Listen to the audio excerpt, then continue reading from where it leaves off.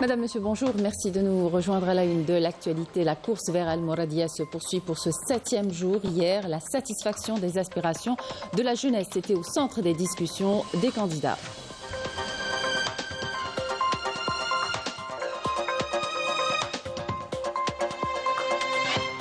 Pas moins de 30 000 tonnes de fioul sont en phase de chargement au niveau du port pétrolier de Skikda à destination du Liban afin de faire fonctionner ces centrales électriques et lui éviter de rester plongé dans le noir. À l'étranger, le secrétaire d'État américain Antony Blinken a achevé sa tournée au Moyen-Orient sans parvenir à un accord sur une trêve à Gaza. Sur le terrain, des dizaines de Palestiniens sont tombés en martyrs et d'autres ont été blessés dans des bombardements de l'armée sioniste contre diverses zones de l'enclave palestinienne. Bienvenue à tous. La course vers Al Mouradia se poursuit pour ce 7e jour. Hier, la satisfaction des aspirations de la jeunesse était au centre des discussions des candidats, de même que la question sociale qui constitue un enjeu central, affirmant que la stabilité sociale est un impératif pour les 3 candidats. Prime Damis.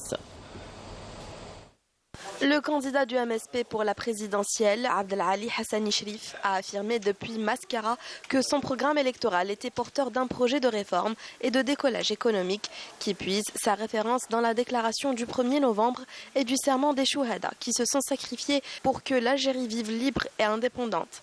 D'après Hassani, le programme tend à asseoir une économie libre à dimension sociale, s'appuyant sur la justice et la distribution équitable de la richesse, tout en accordant un intérêt à l'agriculture, à l'industrie et au commerce.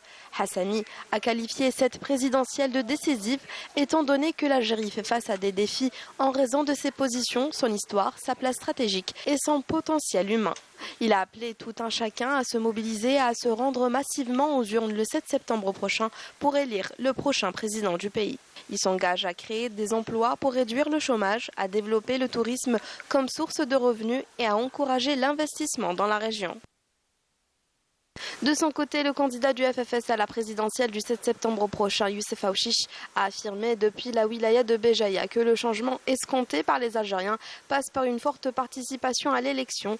Il a souligné que son parti avait toujours prôné le changement pacifique par les urnes, appelant les Algériens à saisir cette opportunité pour choisir le programme qui répond le mieux à leurs aspirations. Le candidat du FFS s'est en outre engagé, s'il obtenait la confiance du peuple, à promouvoir l'état de droit et à bâtir des institutions fortes, associant les citoyens aux décisions cruciales pour le pays, promettant également de prendre des mesures d'urgence pour protéger le pouvoir d'achat des citoyens et préserver leur dignité, notamment à travers la révision de la grille des salaires et la création d'allocations au profit des catégories vulnérables et précaires. Auparavant, Youssef Aouchiche s'était rendu au site du congrès de la Souma Maïfri où il a déposé une gerbe de fleurs devant la stèle commémorative. De leur côté, les dirigeants des formations politiques soutenant le candidat indépendant Abdelmadjid Tebboune ont sillonné plusieurs wilayas où ils ont animé des meetings et activités de proximité avec les citoyens. À Skikda, le secrétaire général du FLN, Abdelkerim Ben Mbarak, le secrétaire général du RND et le président du parti Front Al-Mustaqbal, Fatah Boutebik, ont rappelé les réalisations du candidat indépendant Abdelmadjid Tebboune durant son premier mandat et ont permis de faire face à toutes les tentatives de déstabilisation de l'Algérie, la préservation de la dignité du citoyen et l'ouverture du champ politique aux jeunes et à la femme pour occuper la place qui leur revient. Dans le même sens, le président du mouvement El-Bina, Abdelkader Ben Grina, a affirmé depuis Boumerdas et Alger que les réalisations de Abdelmadjid Tebboune ont permis à l'Algérie d'être souveraine dans ses décisions.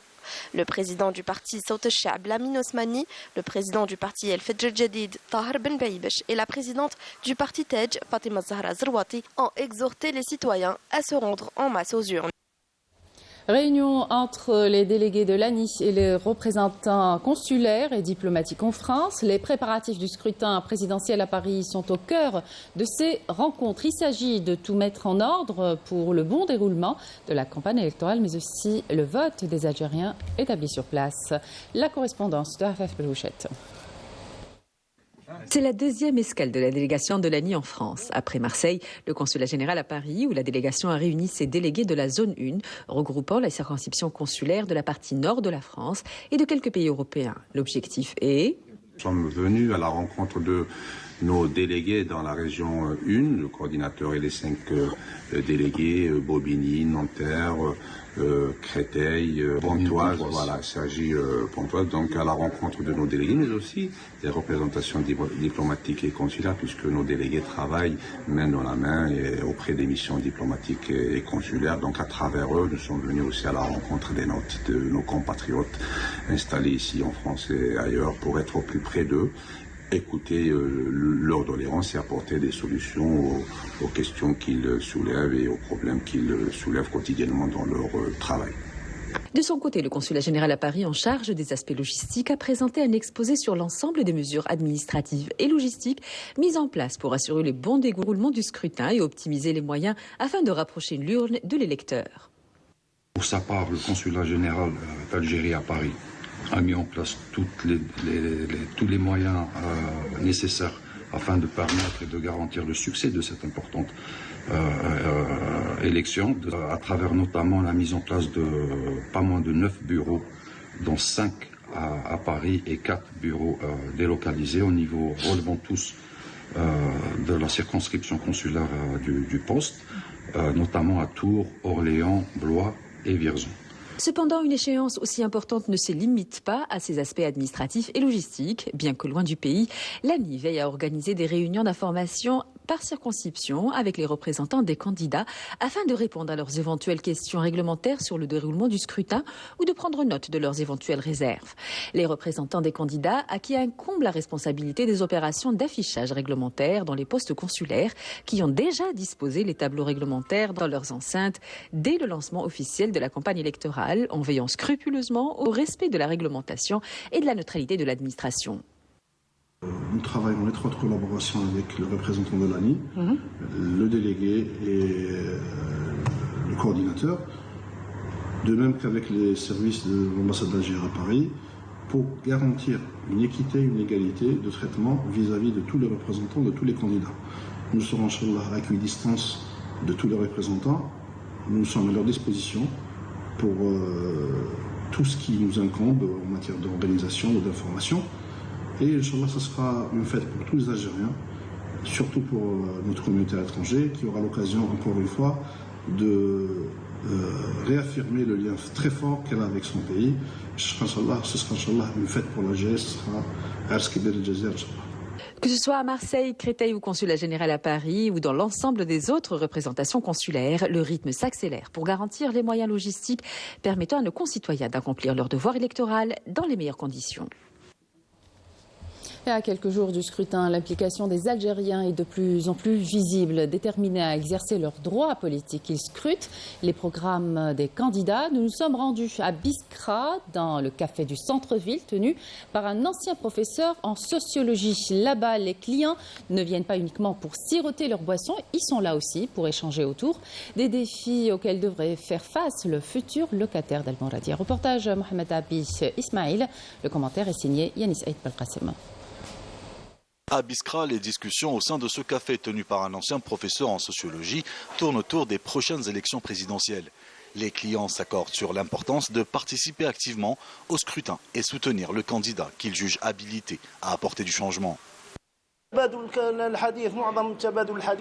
Nous abordons souvent les défis auxquels fait face le pays actuellement, notamment les prochaines élections, et nous sommes tous d'accord sur le fait de soutenir ce projet national et de soutenir le candidat qui guidera le pays. Pour les Biskris, ce scrutin représente une occasion de faire entendre leur voix et de contribuer à la stabilité et au développement du pays. Nous devons tous participer à cet important événement qui marquera un tournant décisif dans notre histoire. Nous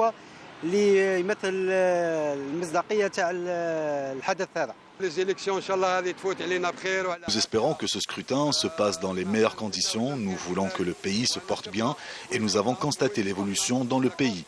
Nous revenons de loin.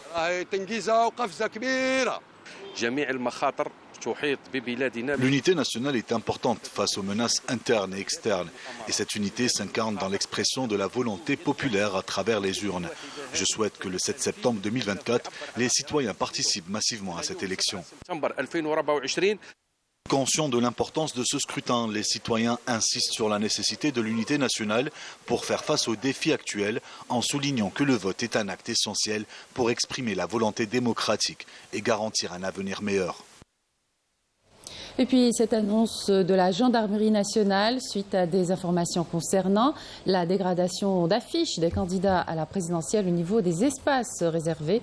De suspects accusés de dégradation et de détérioration de biens ont été arrêtés et une enquête diligentée. On écoute. Le groupement régional de la gendarmerie nationale de Sidi Abdallah a reçu des informations faisant état d'actes de vandalisme des affiches des candidats à l'élection présidentielle.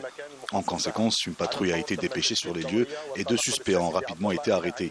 Les prévenus seront poursuivis pour 2 délits, à savoir destruction de biens publics et dégradation volontaire d'affiches électorales comportant les informations et les photos des candidats sur des panneaux dédiés à cet effet. Le groupement régional de la gendarmerie nationale de Sidi Abdallah a ouvert une enquête et les mis en cause seront traduits devant la justice dès que l'enquête sera terminée. Et sur décision du président de la République, début de l'opération d'approvisionnement du Liban en fioul afin de faire fonctionner ses centrales électriques et lui éviter de rester plongé dans le noir. Ce sont pas moins de 30 000 tonnes de fioul qui sont en phase de chargement au niveau du port pétrolier de Skikda. Walid Yousfi. À peine arrivé au port pétrolier de Skikda, ce navire s'apprête à être chargé de 30 000 tonnes de fioul pour ensuite rallier le Liban. Il s'agit d'une aide destinée à faire fonctionner les centrales électriques libanaises après la panne de courant généralisée qu'a connue le pays il y a quelques jours. Toutes les filiales de Sonatrach œuvrent à mettre en place toutes les conditions nécessaires pour réussir cette opération. Ce fioul est produit à Skikda selon les normes internationales, puis exporté à partir du nouveau port de Skikda. Tous les moyens humains et matériels sont mobilisés pour charger le carburant et le transporter vers le pays du Cèdre dans les plus brefs délais. Nous avons effectué aujourd'hui une manœuvre d'accostage du navire algérien Ain Aker en mettant à disposition tous les moyens nécessaires tels que les remorqueurs, le pilote maritime, les amarres ainsi que les marins afin d'assurer l'accostage du navire en toute sécurité. L'opération de chargement devra durer 8 heures, une initiative largement saluée par Beyrouth, de quoi renforcer les relations historiques liant les 2 pays frères. L'offensive du Nord constantinois, l'une des 2 dates célébrées ce 20 août, a été un grand tournant dans la guerre de libération. Cette insurrection, lancée à peine 11 mois après l'appel du 1er novembre, a été émaillée de massacres d'Algériens par les colons et l'armée française. À Skikda, on se souvient encore de ces événements. Reportage de Smaïl Redia. Le 20 août 1955 fut longuement préparé à Skikda par les Moudjahidines qui s'étaient réunis dans un endroit secret afin de lancer une offensive qui allait marquer la révolution algérienne. Nous sommes exactement le haut Beni Mellek, les anciens ayatollahs Sidi Ahmed. C'est là qu'ont eu les plus gros préparatifs de l'un des 3 axes offensifs le samedi 20 août 1955. Et ce qu'il y a lieu de relever, d'admirable en matière d'organisation et de logistique et de discipline militaire, c'est que bien que le campement ait eu lieu pendant une dizaine de jours et que la zone est située en pleine zone coloniale, de ferme coloniale, ça ne s'est pas ébruité du tout et l'effet surprise a été total. L'offensive, du moins sur cet axe-là, a commencé من la colline هذه dite la colline Sidi Ahmed. بعد elle a cheminé jusqu'à l'endroit dit les 4 août. Elle s'est ensuite, si l'on peut dire, déversée dans la ville. La répression française avait été d'une rare barbarie, donnant lieu à un génocide sans précédent qui n'épargna aucun Algérien. La population qui n'était pas armée, qui était porteuse de serpes, de pioches, etc., qui n'a pas eu le réflexe de se replier et qui a été prise à partie par les Européens armés d'abord. À l'époque, le maire Dominique Crevaux avait donné ordre de tirer à vue sur tous les Algériens. Tout Européen armé était habilité à tirer sur n'importe quel arabe, quel qu'il puisse être, n'importe quel Algérien. Le dimanche 21, le lendemain donc, il y a eu l'arrivée du bateau Aqba, venant de Marseille, et il y avait à bord, selon les dires de nos parents, quelque chose comme 700 Algériens, mais il y avait aussi la famille Tahem qui sont venus des villes environnantes, de Constantine, de Batna, de Khanchla, de Sétif, qui venaient les accueillir au port. Et là, il y a eu le début du grand massacre. Ces familles qui étaient venues accueillir leurs parents ont été pratiquement massacrées et les occupants, les passagers, ont été regroupés pour partie sur le stade de basket, dit à l'époque stade Kutoli, et l'esplanade de l'actuelle salle Aïsset Idir qu'on appelait à l'époque la salle de l'artisanat. Là, ils ont été regroupés, qui au stade, qui le Zevzef, et ils ont été mitraillés sous les ordres du sanguinaire Ossares. L'engin qui avait creusé les fosses communes est toujours conservé à Skikda. Il appartenait à l'époque à l'école régionale de Philippeville, actuellement Skikda. C'est ce bulldozer qui a servi à ensevelir, morts ou vifs, quelque chose comme entre 6 et 7 000 autochtones dans les jours et les semaines qui ont suivi l'offensive généralisée du 20 août 1955. Dans la dynamique des efforts soutenus dans la lutte antiterroriste et contre la criminalité organisée multiforme, des unités et des détachements de l'armée nationale populaire ont exécuté durant la période du 14 au 20 août plusieurs opérations ayant abouti à des résultats de qualité qui reflètent le haut professionnalisme, la vigilance et la disponibilité permanente de nos forces armées à travers le territoire national. Dans le cadre de la lutte antiterroriste, des détachements de l'armée nationale populaire ont arrêté 14 éléments de soutien aux groupes terroristes lors d'opérations distinctes à travers le territoire national. Dans le cadre de la lutte contre la criminalité organisée, en continuité des efforts soutenus visant à contrecarrer le fléau du narcotrafic dans notre pays, des détachements combinés de l'ANP ont intercepté en coordination avec les différents services de sécurité lors d'opérations exécutées à travers les régions militaires 51 narcotrafiquants et ont mis en échec des tentatives d'introduction de 1 quintal et 6 kg de kif traités provenant des frontières avec le Maroc, alors que 40 kg et 259 grammes de cocaïne et plus de 69 000 psychotropes ont été saisis. À Tamanrasset, Borjbeji Mourtar et Ilizi, des détachements de l'ANP ont arrêté 414 individus et saisi 24 véhicules, 71 groupes électrogènes, 37 marteaux-piqueurs ainsi que des quantités de mélange d'or brut et de pierres, d'explosifs, d'outils de détonation et d'équipements utilisés dans des opérations d'orpaillage illicites. De même, 41 autres individus ont été arrêtés et 6 fusils de chasse, 4 pistolets automatiques, 4700 litres de carburant ainsi que plus de 68 tonnes de denrées alimentaires destinées à la contrebande et la spéculation ont été saisies et ce, lors d'opérations distinctes à travers le territoire national. Par ailleurs, des gardes-côtes ont mis en échec sur les côtes nationales des tentatives d'émigration clandestine de 106 individus à bord d'embarcations de construction artisanale, alors que 296 immigrants clandestins de différentes nationalités ont été arrêtés à travers le territoire national. Dans un long article, le quotidien français Libération a indiqué que les sociétés françaises qui activent dans les territoires occupés du Sahara occidental sont dans l'illégalité vis-à-vis du droit international et pourraient se rendre coupables de financement, de colonisation et de complicité de crimes de guerre. Le journal français note que ces dernières années, le Front Polisario désigné par l'ONU comme le représentant du peuple du Sahara occidental a déposé plusieurs plaintes devant le procureur de la République de Paris contre des entreprises françaises, mais les procédures n'ont pas abouti. Dans ce cadre, le bureau permanent du secrétaire national du Front Polisario a mis l'accent sur la responsabilité de l'Organisation des Nations Unies dans le suivi et le parachèvement du processus de décolonisation au Sahara occidental. Le Front Polisario a affirmé que la fin du statu quo au Sahara occidental occupé par le Maroc ne saurait se réaliser sans une application littérale et stricte des résolutions de de la légalité internationale qui consacre le droit du peuple sahraoui à l'autodétermination. Le secrétaire d'État américain Anthony Blinken a achevé ce mercredi une tournée au Moyen-Orient sans être visiblement parvenu à avancer sur une trêve à Gaza. Il a averti que la proposition américaine sur la table pourrait être la dernière chance, une proposition retouchée au profit de l'entité sioniste, ce que conteste le mouvement de résistance Hamas sur le terrain.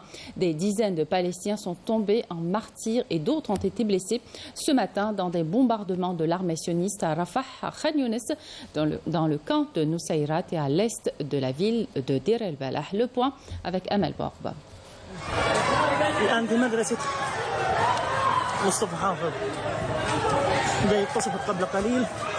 L'horreur a encore frappé à Gaza. De nouveaux bombardements de l'armée d'occupation ont ciblé hier l'école Mustafa Hafez qui servait de refuge pour des centaines de déplacés dans le quartier Rimel à l'ouest de Gaza.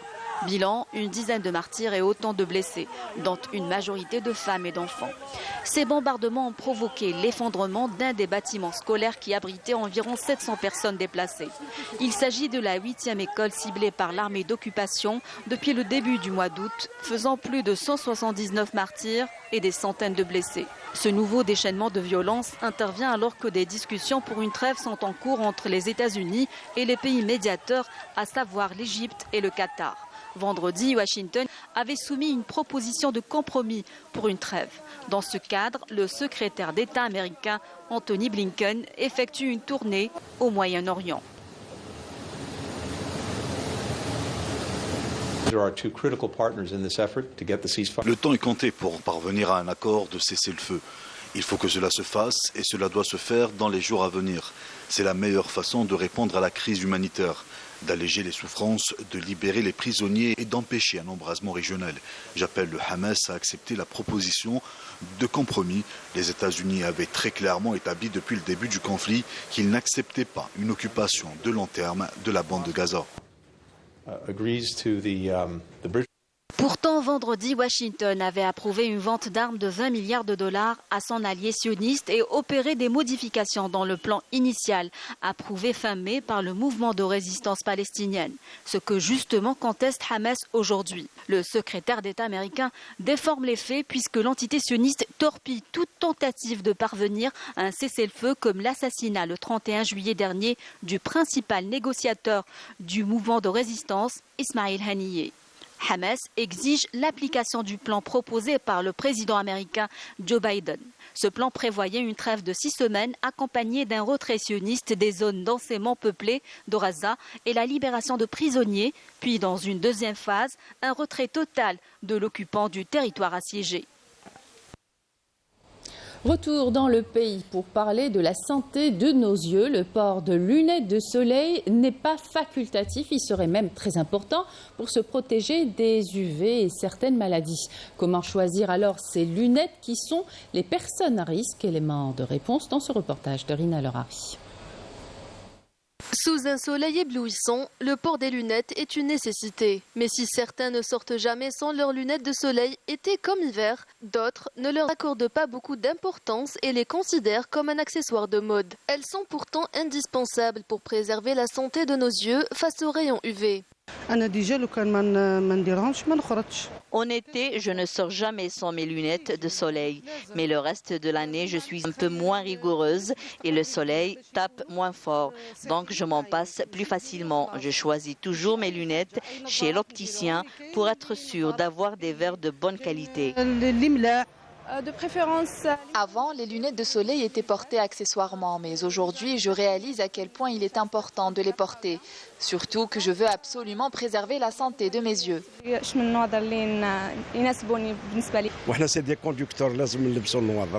Plus on prend de l'âge, plus on réalise à quel point nos yeux deviennent sensibles et qu'il faut en prendre soin. Moi, par exemple, je conduis beaucoup et les rayons de soleil peuvent gêner ma vision sur la route. C'est pour cela que je porte toujours mes lunettes de soleil et j'accorde une grande importance au choix de la qualité des verres. Il est important d'acheter des lunettes de bonne qualité et non celles vendues dehors ou dans les marchés, car elles ne garantissent pas une protection suffisante. Et pour avoir de plus amples informations sur le port et le choix des lunettes solaires, nous avons rencontré un ophtalmologue qui nous explique l'importance de choisir des lunettes offrant une protection UV optimale. Il faut savoir qu'un verre foncé ne constitue pas spécialement une protection. Parce qu'un verre foncé qui n'est pas muni d'un filtre anti-UV dans la tranche de longueur d'onde 400 nanomètres est plus dangereux qu'un verre qui est muni de ce filtre anti-UV 400. Pourquoi? Parce qu'un verre sombre sans filtre entraîne une ouverture des paupières, une ouverture de la pupille, donc une exposition plus importante des organes de l'œil et notamment la rétine. L'exposition aux ultraviolets, elle peut donner des effets néfastes aux yeux en cas d'exposition prolongée et répétitive. Peut induire sur la peau déjà des paupières de ce qu'on appelle un coup de soleil, une brûlure superficielle qui peut, si elle est plus intense, entraîner des cloques. Plus en arrière, il y a la conjonctive, le blanc de l'œil, des rougeurs, des picotements, une sensation de grain de sable, une brûlure de la cornée par les photons, par la lumière du soleil et qui entraîne des douleurs très intenses, un larmoiement, une crainte de la lumière, voire une baisse de la vision. Instaurer le réflexe de porter des lunettes de soleil dès le jeune âge est donc essentiel pour préserver la santé des yeux à long terme. Une mention particulière pour les enfants qui sont en phase de maturation de l'œil. Tous les organes de l'œil sont en phase de maturation, donc plus fragiles et plus fragilisés. Et si nous devons, pour une question de budget, nous équiper en lunettes protectrices contre la lumière du soleil et notamment les ultraviolets, il faut d'abord privilégier les enfants aux adultes. Une opticienne nous éclaire sur les critères essentiels à prendre en compte lors de l'achat de lunettes de soleil. Tout d'abord, il faut prendre en considération la forme de visage, le confort et l'ajustement aussi. Deuxièmement, la qualité des verres. Il faut qu'il soit polarisé et offre une protection UV maximale. Améliore la clarté visuelle et le contraste. Elle élimine la fatigue oculaire dans des différentes activités comme le sport, en plein air et la conduite. Que ce soit en été ou en hiver, par temps ensoleillé ou couvert, le port de lunettes de soleil est un geste indispensable pour préserver la santé des yeux contre les dangers des rayons UV. Et voilà qui termine cette édition. Merci de votre attention. Excellente suite des programmes sur Canal Algérie.